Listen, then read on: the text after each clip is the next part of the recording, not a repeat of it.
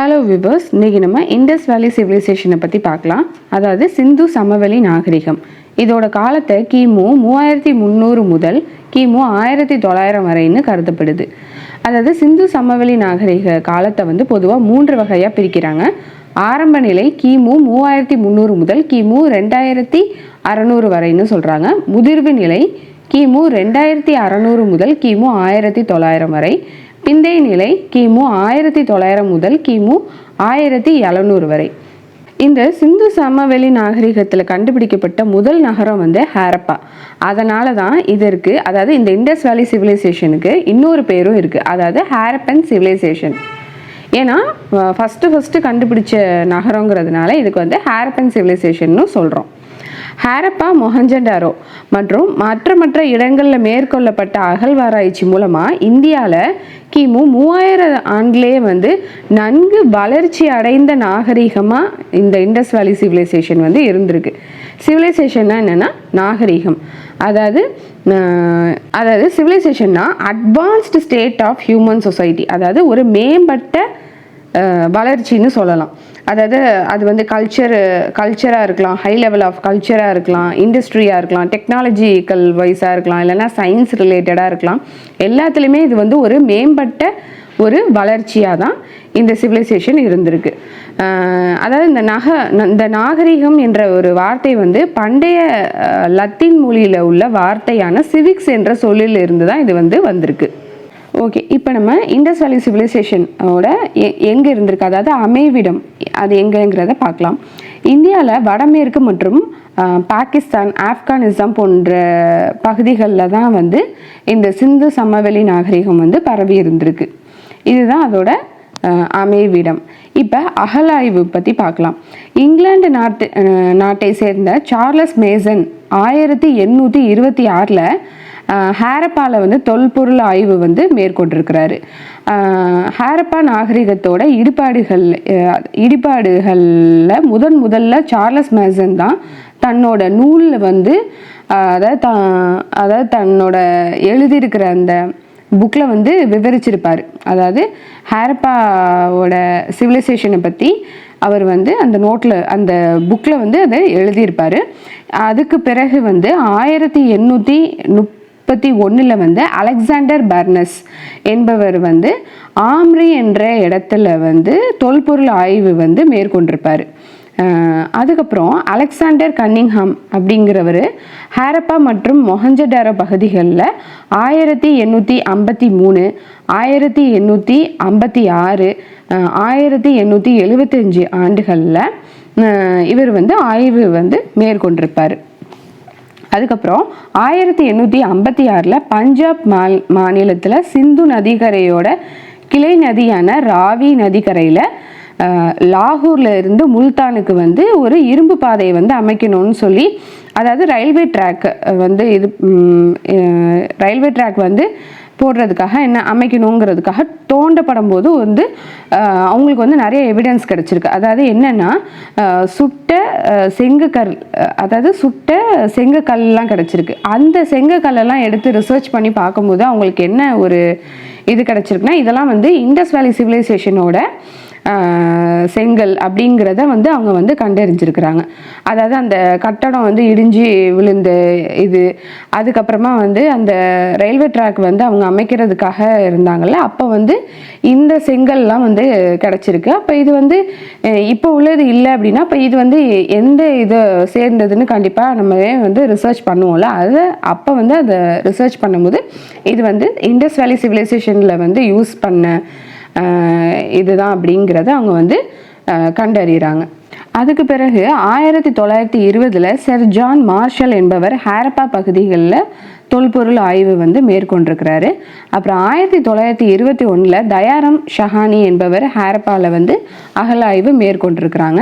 அப்புறம் 1922 ஆர்.டி. பானர்ஜி என்பவர் மொஹஞ்சடாரோவில் அகழாய்வு மேற்கொண்டிருக்கிறாங்க. அப்புறம் 1940 மோர்டிமர் வீலர் என்பவர் ஹாரப்பா பகுதிகளில் தொல்பொருள் ஆய்வு மேற்கொண்டிருக்கிறாங்க. அது மட்டும் இல்லாமல் 1957 எஸ்.ஆர். ராவ் அவங்க லோத்தலில் அகழாய்வு மேற்கொண்டிருக்கிறாங்க.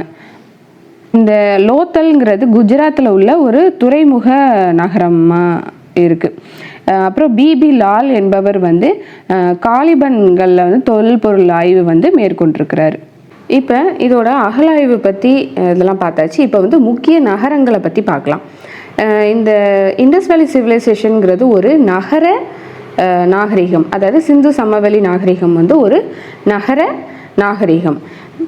இந்த சிந்து சமவெளி நாகரிகத்தோட சிறப்பு என்னென்னா திட்டமிட்ட நகர அமைப்பு. அதாவது எல்லாமே ரொம்ப வெல் பிளான்டு டவுன் பிளானிங்காக தான் இருக்கும். இது வந்து எல்லாமே வந்து ஹவுஸ் வந்து இப்படி தான் பில்ட் பண்ணணும். அதாவது ஒரு வீட்டில் வந்து அதுக்கு முன்னாடி வந்து கிணறு இருக்கிறதுலேருந்து ட்ரைனேஜ் சிஸ்டம், ப்ராப்பரான ட்ரைனேஜ் சிஸ்டம், அப்புறம் ரெயின் ஹார்வெஸ்டிங், கார்டனிங் எல்லாமே வந்து ஒரு வெல் பிளான்டான ஒரு சொசைட்டியாக தான் இருந்திருக்கிறாங்க இந்த இண்டஸ் வேலி சிவிலைசேஷன். ஓகே, இப்போ சிந்து சமவெளி நாகரிகத்தில் உள்ள முதல்ல கண்டறியப்பட்ட நகரம் வந்து எதுனாக்கா ஹாரப்பா தான். அதனால தான் இதுக்கு ஹாரப்பன் சிவிலைசேஷன் நம்ம சொல்கிறோம். இதை வந்து நம்ம புதையுண்ட நகரம்னு சொல்கிறாங்க. இது வந்து எங்கே இருக்குன்னா பாகிஸ்தானில் உள்ள மேற்கு பஞ்சாப்ல ராவி நதிக்கரையில் தான் இது வந்து அமைஞ்சிருக்கு. அதாவது பாகிஸ்தானில் வந்து வெஸ்ட் பஞ்சாப் இருக்குது, இந்தியாவில் உள்ளது ஈஸ்ட் பஞ்சாப். இப்போ இந்த இண்டஸ் வேலி சிவிலைசேஷன் வந்து எங்கே அமைஞ்சிருக்குன்னா பாகிஸ்தானில் உள்ள மேற்கு பஞ்சாப், அதாவது ராவி நதிக்கரையில் தான் இது வந்து அமைஞ்சிருக்கு. இப்போ மொஹஞ்சதாரோ வந்து பாகிஸ்தானில் உள்ள சிந்து மாகாணத்தில் உள்ள சிந்து நதிக்கரையில் வந்து அமைஞ்சிருக்கு இந்த நகரம் வந்து. இப்போ சிந்து சமவெளி நாகரிகத்தில் உள்ள பெரிய நகரம் எது அப்படின்னாக்கா மொஹஞ்சதாரோ தான். அதாவது 200 ஹெக்டேர் இது. இந்த மொஹஞ்சதாரோவோட பொருள் என்னன்னா இறந்தவர்களின் மேடு அல்லது இறந்தவர்களின் நகரம் அப்படின்னு சொல்லலாம். அதுக்கப்புறம் லோத்தல், அது வந்து லோத்தல்ங்கிறது ஒரு துறைமுக நகரமாகும். இது வந்து குஜராத்தில் போக்வா நதிக்கரையில் வந்து அமைஞ்சிருக்கு. இப்போ காலிபங்கன் வந்து ராஜஸ்தானில் காகர் நதிக்கரையில் வந்து அமைஞ்சிருக்கு. அதே மாதிரி தோலாவிரா வந்து நகரத்தை கண்டறிந்தவர்கள் வந்து ஜோஷி மற்றும் பிஷ்ட். இப்போ அந்த ஹாரப்பா அப்புறம் மொஹஞ்சதாரோ இதெல்லாம் வந்து அமையப்பெற்ற இடங்கள்லாம் என்னங்கிறத பார்க்கலாம். ஹாரப்பா வந்து பாகிஸ்தான் மேற்கு பஞ்சாப் மாண்ட் கோமாரி அப்புறம் ராவி நதிக்கரையில் தான் இது வந்து அமைஞ்சிருக்கு. ஆல்ரெடி நம்ம சொன்ன மாதிரி. அதே மாதிரி மொஹஞ்சதாரோ வந்து பாகிஸ்தான் சிந்து மாகாணம், லர்கானா சிந்து நதிக்கரை, அப்புறம் கோட்டிஜி இது வந்து சிந்து மாகாணம், காலிமங்கன் வந்து ராஜஸ்தான், லோத்தல் வந்து குஜராத், தோலாவிரா வந்து குஜராத், சூர்கோட்டா வந்து குஜராத். அதே மாதிரி ஆலம்கீர் உத்தரப்பிரதேஷ், ரூபர் பஞ்சாப், பனவாலி ஹரியானா இதெல்லாம் தான் இந்த அமையப்பட்ட இண்டஸ் வேலி சிவிலைசேஷனில் உள்ள அந்த அமையப்பட்ட வந்து இடங்கள். இப்போ இதோட நகர அமைப்பு வந்து எப்படி இருக்குங்கிறத பார்க்கலாம். இந்த நகரங்களை வந்து பொதுவாக வந்து 2 அமைப்புகளாக வந்து இருக்குது. அதாவது மேல் பகுதி வந்து கோட்டை மேட்டு பகுதி.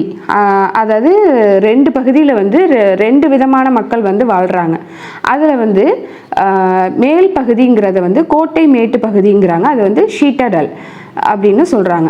இது வந்து களிமண்ணான குன்றுகள் மீது வசதி உள்ளவங்க, அதாவது ஹை கிளாஸ் சொசைட்டி பீப்புளெலாம் வந்து இங்கே தான் இருக்கிறாங்க. அவங்க மட்டும் இல்லாமல் வணிகர்கள் இவங்க எல்லாமே வந்து இந்த மேல் பகுதியில் வந்து வாழ்ந்திருக்காங்கன்னு சொல்கிறாங்க.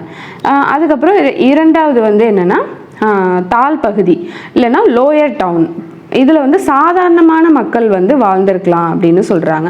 அதாவது நகரங்களில் உள்ள தெருக்கள் வந்து இப்போ அந்த நகரங்களில் உள்ள தெருக்கள்லாம் வந்து நேராக அகலமாக நல்லா திட்டமிட்டு வந்து கட்டியிருக்கிறாங்க. அப்போவே தெருக்கள் வந்து ஒன்றை ஒன்று செங்குத்தாக வந்து வெட்டி தெருக்கள் வந்து ஒன்று வந்து செங்குத்தாக வந்து வெட்டி கொள்கிற மாதிரி எல்லாம் அமைச்சிருக்கிறாங்க. அதுக்கப்புறம் தெருக்களில் உள்ள முனைகள் வந்து வளைவாக வந்து அமைச்சிருக்கிறாங்க.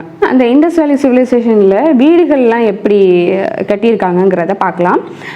வீடுகள் வந்து எல்லாமே வந்து சுட்ட செங்கற்கல்லால், அதாவது சுட்ட செங்கற்கல்லால் அப்புறம் சுண்ணாம்பு சாந்து வச்சு தான் இவங்க வந்து கட்டியிருக்கிறாங்க. ஒரு அடுக்கு மற்றும் 2 அடுக்கு வீடுகளிலும் வந்து கட்டியிருக்கிறாங்க. அதாவது ஃபர்ஸ்ட் ஃப்ளோர், செகண்ட் ஃப்ளோர் அந்த மாதிரி வச்சும் இவங்க வந்து கட்டியிருக்கிறாங்க. அதே மாதிரி மேல் தளத்துக்கு போகிறதுக்கு வந்து படிகளும் வந்து இருக்குன்னு சொல்கிறாங்க. மேல் தளத்துக்கு வந்து அதாவது மேல் தளம்னா இப்போ ஃபர்ஸ்ட் ஃப்ளோருக்கு போகிறதுக்கு அதுக்கு வந்து செப்பரேட்டாக வந்து படியெலாம் வச்சு அமைச்சிருக்கிறாங்க. அது மட்டும் இல்லாமல் வந்து வீடுகளில் வந்து பல அறைகள் கொண்டதாகவும் வீடுகள் வந்து காணப்படுதுன்னு சொல்கிறாங்க.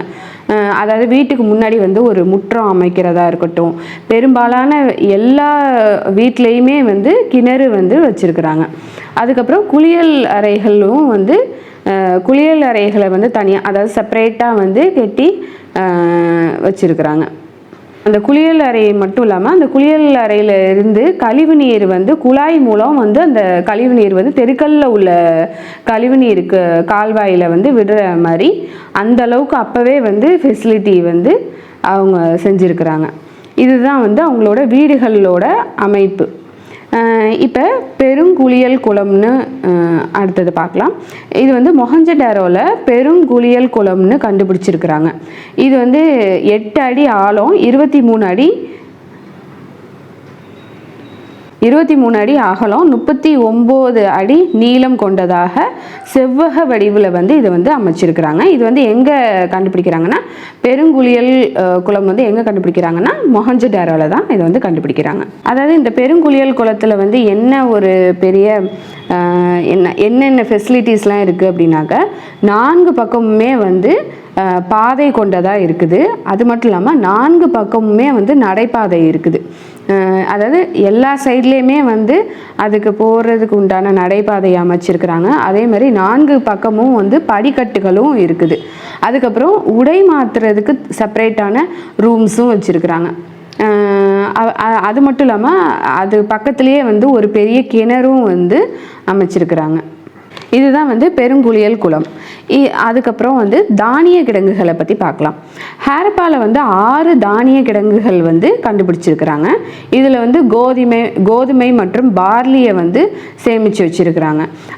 அதே மாதிரி மொஹஞ்சடாரோவில் வந்து 2 பெரிய தானிய களஞ்சியங்களை வந்து கண்டுபிடிச்சிருக்கிறாங்க. அதே மாதிரி ஹரியானாவில் ஒரு பெரிய தானிய கிடங்கை வந்து கண்டுபிடிச்சிருக்கிறாங்க. இந்த தானிய கிடங்குல தான் வந்து அவங்க வந்து தானியங்களை எல்லாத்தையுமே வந்து சேமித்து வச்சுட்டு இருந்திருக்காங்க. இதுதான் தானிய கிடங்குகள். இப்போ வந்து பெருங்கூட்ட அரங்கை பற்றி பார்க்கலாம். இது வந்து எங்கே இருக்குன்னா மொஹஞ்சடாரோவில் இருக்குது. இதோட அம்சம் என்னன்னாக்கா 20 தூண்கள் 4 வரிசைகளில் வந்து அதாவது 4 வரிசை வந்து இருக்குது. மக்கள் வந்து உட்காந்து அந்த அரங்கத்தில் வந்து என்னெல்லாம் நடக்குங்கிறத பார்க்குற அளவுக்கு அவ்வளோ பெரிய இதாகவே இருக்குது. அவ்வளோ பெரிய அரங்கா வந்து திட்டமிட்டு அவங்க வந்து கட்டியிருக்கிறாங்க. இதுதான் வந்து பெருங்கூட்ட அரங்கு. இப்போ வந்து கப்பல் கட்டும் தளத்தை வந்து பார்க்கலாம். இது வந்து லோத்தலில் தான் வந்து இந்த கப்பல் கட்டும் தளம் வந்து கண்டுபிடிச்சிருக்கிறாங்க. இப்போ இவங்களோட பொருளாதாரத்தை பற்றி பார்க்கலாம். இந்த இண்டஸ் வேலி சிவிலைசேஷன் பீப்புளோட பொருளாதாரங்கிறது என்னென்னா வேளாண்மை மற்றும் வணிகத்தை சார்ந்ததாக தான் இது வந்து இருக்குது. இவங்க வந்து கோதுமை, பார்லி, திணை, பருத்தி, அவரை இது எல்லாமே இவங்க வந்து பயிரிட்டிருக்கிறாங்க. அப்புறம் லோத்தல் நகரத்தை வந்து சிந்து சமவெளி நாகரிகத்தோட மான்செஸ்டர்னு சொல்கிறாங்க. இங்கே வந்து பருத்தி ஏற்றுமதி வந்து செஞ்சுருக்கிறாங்க. ஆண்டுக்கு 2 முறை இவங்க வந்து பயிரிட்டிருக்கிறாங்கன்னு சொல்கிறாங்க. இது வந்து எந்த மாதத்துலனா நவம்பர் மாதத்தில் தான் இந்த சாகுபடி பணிகளை வந்து இவங்க வந்து தொடங்கியிருக்கிறாங்க. அதுக்கப்புறம் நீர்ப்பாசனமும் ரொம்ப சிறப்பாக இருந்திருக்குன்னு சொல்கிறாங்க. இந்த நீர்ப்பாசனத்துக்கு வந்து இவங்க தண்ணி வந்து எப்படின்னாக்க ஆற்று நீர்ப்பாசனம் மற்றும் கிணற்று நீர்ப்பாசனத்தை தான் இவங்க வந்து யூஸ் பண்ணியிருக்கிறாங்க. தானியங்களை வந்து தானிய கிடங்குல வந்து சேமித்து வச்சு அதுக்கப்புறம் அதை வந்து யூஸ் பண்ணிட்டு இருந்திருக்கிறாங்க. இந்த மக்களோட வேளாண்மையில் வந்து ரொம்ப சிறந்து வந்து இவங்க வந்து விளங்கியிருக்கிறாங்க. அது வந்து நம்ம எப்படி பயிரிடணும், அதை அந்த பயிரிட்டுட்டு அதுக்கப்புறம் நம்ம அந்த தண்ணியெலாம் நம்ம எந்த இதில் வந்து நம்ம யூஸ் பண்ணணும், எப்போ பயிரிடணும், அதுக்கப்புறம் அந்த தானியங்களை வந்து நம்ம எங்கே சேமிக்கணும், இதிலெல்லாம் அவங்க வந்து ரொம்ப வெல் பிளான்டாகவே இருந்திருக்கிறாங்க. இது மட்டும் இல்லாமல் இவங்க வந்து கால்நடையையும் வளர்த்துருக்குறாங்க. ஆடு மாடு கோழி போன்றவற்றையெல்லாம் இவங்க வந்து வளர்த்துருக்குறாங்க. மாடுகளை இவங்க வந்து செபுன்னு அழைச்சிருக்கிறாங்க. அது மட்டும் இல்லாமல் பன்றி யானை எருமை இது எல்லாத்தையுமே இவங்க வந்து பயன்படுத்தி இருக்கிறாங்க. வெங்கலத்தை வந்து இவங்க வந்து பயன்படுத்தியிருக்கிறாங்க. அப்புறம் இறைச்சி மீன் போன்றவற்றை வந்து உணவுக்கு வந்து பயன்படுத்தி இருக்கலாம்னு சொல்கிறாங்க. அப்புறம் வந்து ஒட்டகத்தையும் இவங்க வந்து பயன்படுத்தி இருக்கிறாங்க. இவங்கள்ட்ட வந்து இப்போ ஏதாவது நம்ம ஒன்று வாங்கணும்னா நம்ம வந்து காசை தானே நம்ம யூஸ் பண்ணுவோம், காசு கொடுத்து தானே நம்ம ஒரு பொருளை வாங்குவோம். ஆனால் இவங்கள்ட்ட வந்து நாணயங்கள் வந்து அதுக்கு இல்லை, அதாவது நாணயங்களை இவங்க வந்து யூஸ் பண்ணலை. அதுக்கு பதிலாக வந்து பண்ட மாற்று முறை தான் வந்து நடைமுறையில் இருந்திருக்கு. அதை வந்து எடையை வந்து அளவிடுறதுக்கு வந்து படிக்கற்களை வந்து பயன்படுத்தி இருக்கிறாங்க.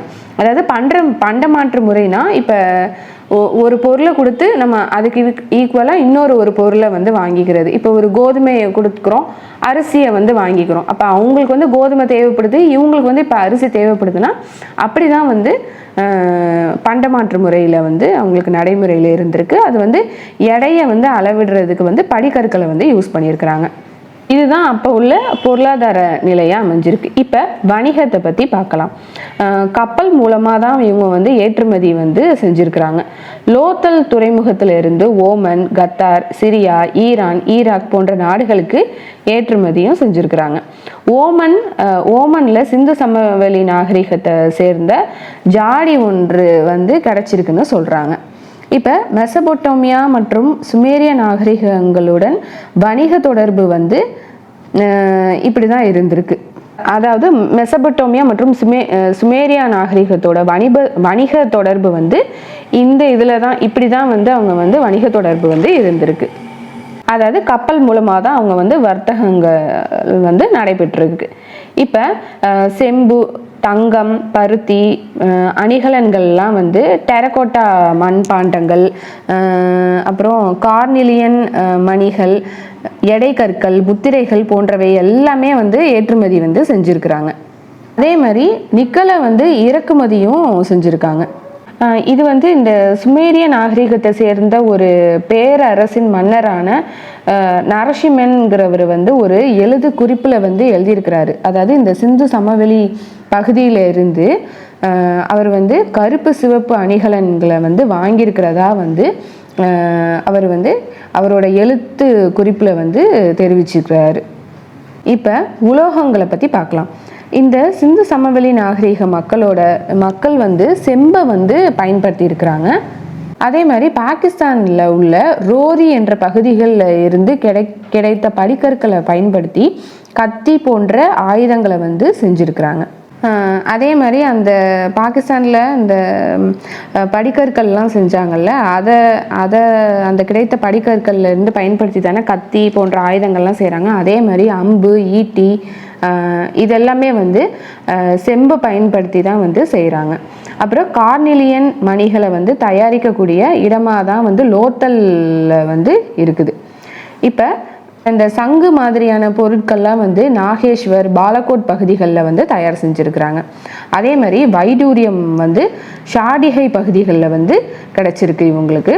அதுக்கப்புறம் சுண்ணாம்புக்கல் வந்து தெற்கு ராஜஸ்தான் பகுதிகளில் இருந்து இவங்க வந்து எடுத்திருக்கிறாங்க.